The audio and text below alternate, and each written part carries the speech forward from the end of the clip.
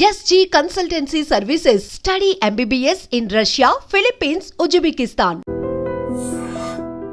రీసెంట్గా చూస్తే ChatGPT artificial intelligence అనేది ఎంత ఫామ్లో ఉందో మనం అందరం చూస్తున్నాము.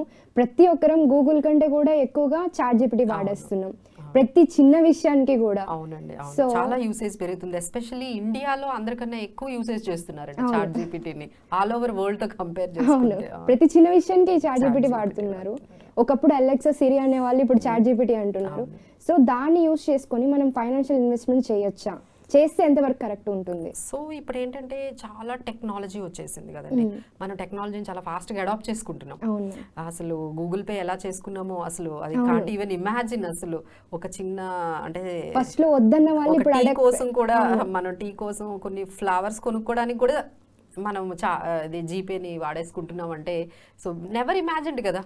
ఒక మనము ఇలాంటి చిన్న చిన్న వాటికి 5 రూపీస్ 10 రూపీస్కి కూడా ఇలా టెక్నాలజీ వాడేస్తామని ఎవరూ ఎక్స్పెక్ట్ చేయలేదు. సో అంతా రెవల్యూషనరీ అంటే అడాప్టేషన్ అనేది బాగా ఎక్కువైంది. అడాప్ట్ చేసుకోవడం, టెక్నాలజీని అడాప్ట్ చేసుకోవడం అనేది మనకి చాలా వరకు ఈజీ అయిపోయిందండి. సో అందరూ కూడా చూస్తున్నారు ఏమి మనకి కొత్త టెక్నాలజీ వస్తుందో దాని గురించి నేర్చుకుంటున్నారు. ఇప్పుడు మా పేరెంట్సే ఉన్నారనుకోండి, ఆయన నేర్చుకోవాలనుకుంటున్నారు ఇది ఎలా యూస్ చేయాలి, ఫోన్ పే ఎలా వాడాలి, మనీ ఎలా పంపించాలి. పెద్దవాళ్ళు కూడా ఎక్కువైపోయింది. ఇప్పుడు వాళ్ళు కూడా అన్ని నేర్చేసుకుంటున్నారు. సో దీనికి ఏజ్ లిమిట్ కూడా ఏం లేదు. అందరూ కూడా టెక్నాలజీని అడాప్ట్ చేసుకోవాలి, తెలుసుకోవాలి అనే అంటున్నారండి. సో ఇందులో ఇప్పుడు మనం ఏదైతే అనుకుంటున్నామో ఈ ఇన్వెస్ట్మెంట్ డెసిషన్స్ కానీ, ఫైనాన్షియల్ డెసిషన్స్ కానీ, పర్సనల్ ఫైనాన్షియల్ డెసిషన్స్ కానీ ఇలా ఈ రోబో అడ్వైజరీస్ని అడిగి తెలుసుకొని దాన్ని చెప్పినట్టుగా మనం ఫాలో అయిపోవచ్చా. అలానే దీంతో పాటు ఏ అసిస్టెంట్స్ కూడా మనకు వచ్చేసాయి. మీరు ఒకరిని ఏ అసిస్టెంట్గా మీరు ఫిక్స్ చేసేసుకుంటే అదే మీకు అన్నిటికీ కూడా మీకు ఫ్రెండ్ లాగా వాట్సాప్ లో కూడా వచ్చేసింది, మెటా వచ్చేసింది. సో మీరు ఏదైనా అది మనకి ఇమీడియట్ గా ఆన్సర్స్ అవి వస్తుంది. సో వాటిని ఎంతవరకు రిలై చేయొచ్చు.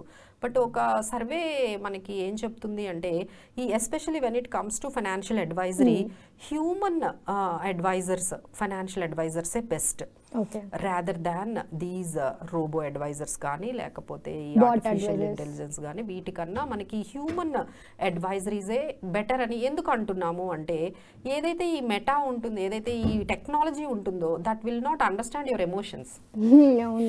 మీ ఎమోషన్స్ దానికి ఏం తెలుస్తుంది? మీకున్న సెంటిమెంట్స్ కానీ, మీకున్న కస్టమరీ చేంజెస్ కానీ, ఒక్కొక్కరు ఒక్కొక్క బ్యాక్గ్రౌండ్ నుంచి ఏ ప్రాంప్ట్ ఇస్తే దానికి రెస్పాండ్ అవుతుంది. బట్ మీ ఎమోషన్స్ ని కంప్లీట్ క్యాచ్ చేయలేదు. దానికి అసలు ప్రాంప్ట్ ఇవ్వడానికి అసలు మీరు ఎలా కరెక్ట్ గా ఇచ్చారో దానికి ఏమర్థమైందో. మీరు ప్రాంప్ట్ ఇచ్చే దాన్ని బట్టే కదా అది ఆన్సర్ ఇస్తుంది. మీరు ప్రాంప్ట్ ఎలా ఇచ్చారు దానికి ఏమర్థమైంది.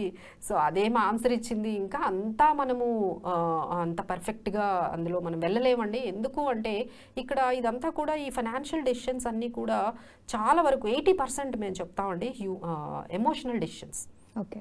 ఇల్లు అనేది ఒక ఎమోషనల్ డెసిషన్, బంగారం కొనుక్కోవడం అనేది ఎమోషనల్ డెసిషన్స్. అలానే ఏదైనా ఇన్వెస్ట్మెంట్స్ అవన్నీ కూడా మనము ఇప్పుడు ఇన్సూరెన్స్లు ఇవన్నీ తీసుకుంటున్నాం అంటే మనం తీసుకోలేం కదా. ఎందుకంటే ఆ ఇంపాక్ట్ చాలా వరకు ఉంటుంది. ఒకసారి రివర్స్ చేసుకోలేం కదా. ఒకసారి మీరు డెసిషన్ తీసేసుకొని దాన్ని ఎగ్జిక్యూట్ చేసేసుకున్నారు, కాస్ట్లీ మిస్టేక్స్ అయిపోతాయి కదా. మళ్ళీ బ్యాక్ కి అది మళ్ళీ నేను మిస్టేక్ చేశానంటే అది ఏమైనా హెల్ప్ చేస్తుందా? లేదు, it will not help you, right? So first of all ఏంటంటే అది మిమ్మల్ని మీ ఎమోషన్స్ని అయితే క్యాచ్ చేయలేదండి. మీ బిహేవియరల్ ప్యాటర్న్స్ని లేకపోతే మీ హెల్త్ కండిషన్స్ని. హౌ దే నో దట్ మీ హెల్త్ కండిషన్ ఏంటో దానికేం తెలుసు. సో ఓవరాల్ అంటే మీరు ఏదైతే డేటా ఇన్పుట్ ఇచ్చారో అది అవుట్పుట్ ఇస్తుంది, క్యాలిక్యులేట్ చేస్తుంది. న్యూమరికల్ గా ఓకే అండి.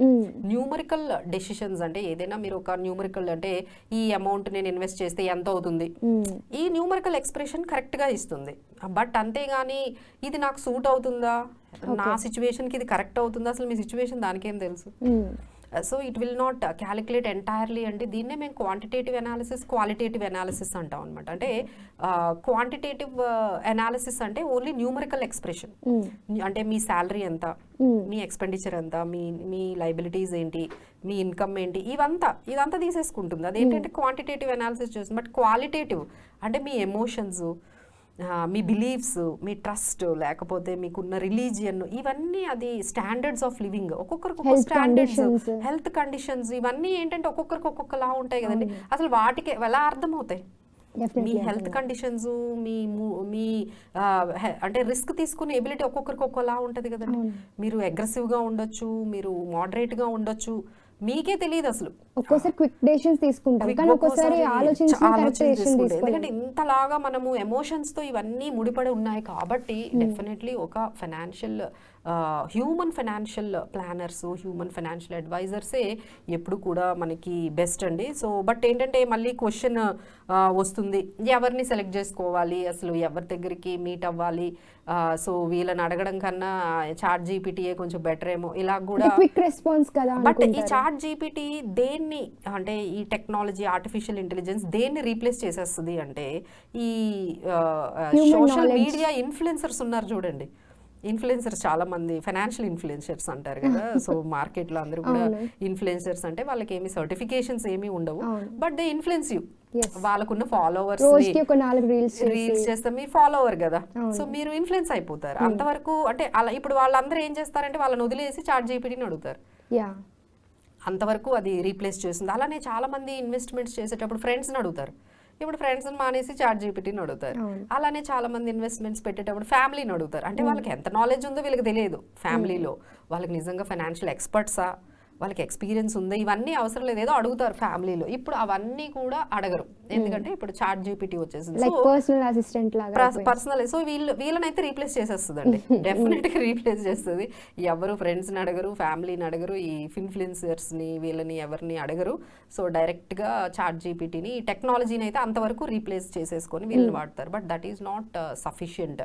సో మీకు ఇంకా ఎక్స్పర్ట్, ఎవరైతే ఎక్స్పర్ట్ నాలెడ్జ్ ఉందో, కొంచెం ట్రెండ్స్ ని అనాలిసిస్ చేసి ఫ్యూచర్లో ఇలా ఉండబోతుంది అని ముందుగానే చూసుకొని, అంటే ఇంట్రెస్ట్ రేట్స్ ఇలా ఉంటాయి, ఇన్ఫ్లేషన్ ఇలా ఉంటుంది, గ్రోత్ ఇలా ఉంటుంది, మన సిచ్యువేషన్ ఎలా, మన సిచ్యువేషన్ని ఇవన్నీ కూడా కొంచెం మనం ఎక్స్పెక్ట్ చేసి ఇవి బాగుంటాయి, ఇందులో ఇన్వెస్ట్మెంట్స్ అంటే ఇప్పుడు గోల్డ్ ఇన్వెస్ట్ చేస్తే బాగుంటుందా, ఇవన్నీ కూడా కొంచెం మనం ఒక 4-5 ఇయర్స్ కొంచెం ముందుగానే ఆలోచించి ముందుగానే మనం అలాంటి సిచ్యువేషన్స్లో మనం ఎంటర్ అయ్యాం అనుకోండి, so you can make money. So ఇలా కొంచెం ఫైనాన్షియల్ సర్టిఫికేషన్స్ ఉండి, ఫైనాన్షియల్ ఎక్స్పర్ట్ ఉండి, తర్వాత ఇంటిగ్రిటీ ఉండాలి కదండి వాళ్ళకి, ఒక హానెస్టీ ఉండాలి, ట్రస్టెడ్ పీపుల్ ఉండాలి, ట్రాన్స్పరెంట్గా ఉండాలండి ఫస్ట్ ఆఫ్ ఆల్. దీంట్లో ఏ సర్టిఫికేషన్ చేసిన వాళ్ళని అంటే ఇప్పుడు సిఎఫ్పీస్ ఉన్నారు, మేము ఇప్పుడు సర్టిఫైడ్ ఫైనాన్షియల్ ప్లానర్, అలానే చార్టెడ్ వెల్త్ మేనేజర్స్ ఉన్నారు. So I have done even chartered wealth managers. So వీళ్ళందరూ ఏంటంటే హై ఎండ్ సర్టిఫికేషన్స్ చేశారు, కొంచెం నాలెడ్జ్ ఉంది. బట్ నాలెడ్జ్ ఒక్కటే సరిపోదండి, they need to be honest, right? Integrity ఉండాలి కదా, జస్ట్ సర్టిఫికేషన్స్ చేస్తే సరిపోదు కదా, they should be honest with you. నీ బెస్ట్ కోసమే చేయాలి, కానీ వాళ్ళ కమిషన్ల కోసము, సెల్ఫ్ గ్రోత్ కోసం చేయకూడదు కదా. They should B client biased. అంటే కొంతమంది మీరు బ్యాంకులకు వెళ్ళారనుకోండి, ఆర్గనైజేషన్ లో వాళ్ళకి ఏదో ఒక టార్గెట్ ఇస్తారు, ఆ సేల్స్ మీ మీద సేల్స్ పిచ్ చేస్తారు, అంతే కదా. మీరు వాళ్ళకి ఒక టార్గెట్ ఇస్తారు, అక్కడికి వెళ్ళగానే మీకు ఆ ప్రోడక్ట్ ఇవ్వడానికి, అంటే ఎగ్జాంపుల్ చెప్తున్నాను, మీరు ఇలా ఎంటర్ అవ్వగానే వాళ్ళకి ఒక టార్గెట్ ఉంటుంది, మీరు కనపడ్డారు అంతే, మిమ్మల్ని టార్గెట్ చేస్తారు. సో ఇవన్నీ ఏంటంటే వాటి నుంచి మనం బయటపడి మీకోసం అసలు మీకు ఏది మంచిదో క్లయింట్ బయాస్డ్గా, వాళ్ళ ఓన్ బయాసెస్గా కానీ వాళ్ళ ఓన్ గుడ్ కోసం కాకుండా మీకోసం క్లయింట్ కొంచెం బెనిఫిట్గా ఉండాలి అని ఆలోచించే వాళ్ళు మీకు అలా అనిపించాలి, అలా ట్రస్ట్ వర్ది అనిపించాలి, ట్రాన్స్పరెంట్గా ఉండాలండి. ఏదైనా అందులో ఎక్స్పెండిచర్ ఎలా ఉంటుంది, రిటర్న్స్ ఎలా ఉన్నాయి, రిస్క్ ఎలా ఉంది, అవన్నీ మీకు ముందుగానే చెప్పాలి. చెప్తే కదా మీరు ఫైనల్ డెసిషన్ కరెక్ట్గా తీసుకుంటారు. మేము అంటే ఎక్కువ రిటర్న్స్ చెప్పేసి మిమ్మల్ని అక్కడ దించేసి రిస్క్లో తీసుకెళ్ళి మీ మనీ అంతా మిస్మేనేజ్ చేసేస్తే మళ్ళీ అది కూడా మీకు ఇబ్బంది పడుతుంది. సో మీకు ముందుగా రిస్క్ చెప్తే ఓకే, మీకు కావాలి అంటే తీసుకుంటారు, లేదంటే మానేస్తారు. సో ఈ విధంగా ట్రాన్స్పరెంట్గా చార్జెస్ విషయంలో కానీ, రిస్క్ రిటర్న్ వీటి విషయంలో కానీ అన్నీ కూడా మీకు ట్రాన్స్పరెంట్గా చెప్పారనుకోండి, of course you can go with that. వాళ్ళ ఎక్స్పీరియన్స్ చూసి, వాళ్ళ సర్టిఫికేషన్స్ చూసి, వాళ్ళ ట్రస్ట్ వర్దీనెస్ ఇవన్నీ చూసి ఫైనల్గా మీరు వాళ్ళని చూస్ చేసుకోవచ్చండి. సో దానివల్ల ఏమవుతుందంటే we can make some more good decisions in our life to make it, అంటే మన ఫైనాన్షియల్ గోల్స్ రీచ్ అవ్వడానికే కదా ఇవన్నీ కూడా. సో మీరు హ్యాపీగా ఈ ఫైనాన్షియల్ గోల్స్ని ఇలా త్రూ మీ ఇదేంటంటే ఇట్స్ ఎ ప్రాసెస్ అండి, ఒక్క రోజుతో అయిపోతుంది కదా, అయిపోదు ఇదంతా. It is a process, long term process. అంటే మీరు చాలా చాలా ఇయర్స్ వాళ్ళతో ట్రావెల్ చేయాల్సి ఉంటుంది. ఇప్పుడు డాక్టర్స్ అయినా ట్రావెల్ చేయగలుగుతారు కాబట్టి, సో మీరు కొన్ని రోజులు వాళ్ళతో ట్రావెల్ చేస్తే మీకు కూడా చాలా విషయాలు మీకు తెలిసిపోతాయి. సో అలానే వాళ్ళు ఏమనుకుంటారంటే ఇన్ని ఉన్నాయి అంటే వీళ్ళు ఎంత ఎక్స్పెన్సివ్ అనుకుంటారు. Expensive, అవును. అట్లా ఏమి ఉండదండి. మీరు అసలు అప్రోచ్ అయితేనే తెలుస్తుంది. It will be chargeable 2000-3000 consultations ఉంటాయి. లైక్ మీరు అన్నట్లుగా ఒక పర్సనల్ డాక్టర్ ఉన్నట్లుగా ఒక పర్సనల్ ఫైనాన్షియల్ ప్లానర్ కూడా ఉంటే ఉండాలండి. బెటర్. అంతేనండి. ఎందుకంటే ప్రతిసారి మీరు మీ విషయం వేరే వాళ్ళకి చెప్పడం అంటే మన సీక్రెట్స్ మనం ఓపెన్ చేయలేం కదా. ఓపెన్ చేయలేం కదండి. సో ఒక్కసారి ఒకరిని మనం చూస్ చేసుకొని వాళ్ళతోనే ట్రావెల్ చేస్తే వాళ్ళకి మీ గురించి మొత్తం తెలుసు కదా, మొత్తం స్టడీ అనాలిసిస్ వాళ్ళకు ఉంటుంది కాబట్టి వాళ్ళకి మళ్ళీ మీ గురించి మళ్ళీ రిపీట్ చేసుకోవాల్సిన అవసరం లేదు. Because you have travelled with them. So ఏదో ఒక పర్సంటేజ్ తగ్గుతుందనో 1% తగ్గుతుందనో లేదా ఫీజు ఉండదనో ఇలాంటి రీజన్స్తో ఒక 1-2% కోసం మనం చూసామనుకోండి, ఆ ప్లానర్ ఉంటే కూడా ఒక 2-3 మంత్స్ ఒక ప్లానర్ పెట్టుకొని మనకి ఎక్కడ ఎక్స్పెండిచర్ ఎక్కువ అవుతుంది, ఎక్కడ తక్కువ అవుతుంది, అవన్నీ కూడా మనం క్యారీ చేస్తాం. అంటే మనం ఏం చేస్తామంటే ఓన్లీ ఈ ఎక్స్పెండిచర్ ఏమైనా 1%-2% కోసం చూస్తాం కానీ but how much we are risking our selves 98% మన ఇన్వెస్ట్మెంట్ అంత రిస్క్ అయిపోతుంది కదా. ఎక్కడ వేస్టేజ్ మన ఎక్స్పెండిచర్ ఎక్కడ పెడుతున్నాం అనేది కూడా ఒక ఐడియా గైడ్ చేస్తారండి. So there are many aspects మనకి రిస్క్ మేనేజ్మెంట్ కానీ, తర్వాత ఇన్వెస్ట్మెంట్స్ కానీ, ట్యాక్స్ ప్లానింగ్ కానీ, రిటైర్మెంట్ ప్లానింగ్ కానీ, ఇలా చాలా ఆస్పెక్ట్స్ ఉంటాయి. సో ఆల్ టుగెదరే దాన్ని మనం ఫైనాన్షియల్ ప్లానింగ్ అంటాము. So we have to take the right decisions. But ఈ చాట్ జీపీటీ దగ్గర నుంచి వచ్చే ఆన్సర్స్ని అయితే మనం కంప్లీట్గా బిలీవ్ చేయలేము. చాట్ జీపీటీని ఓన్లీ చాట్ జీపీటీ లాగా వాడాలే కానీ సర్జరీస్కి కానీ ఫైనాన్షియల్ థింగ్స్ కానీ వాడకుండా ఉంటే బెటర్ అని అంటారు. అవునవును. Okay ma'am, thank you so much ma'am.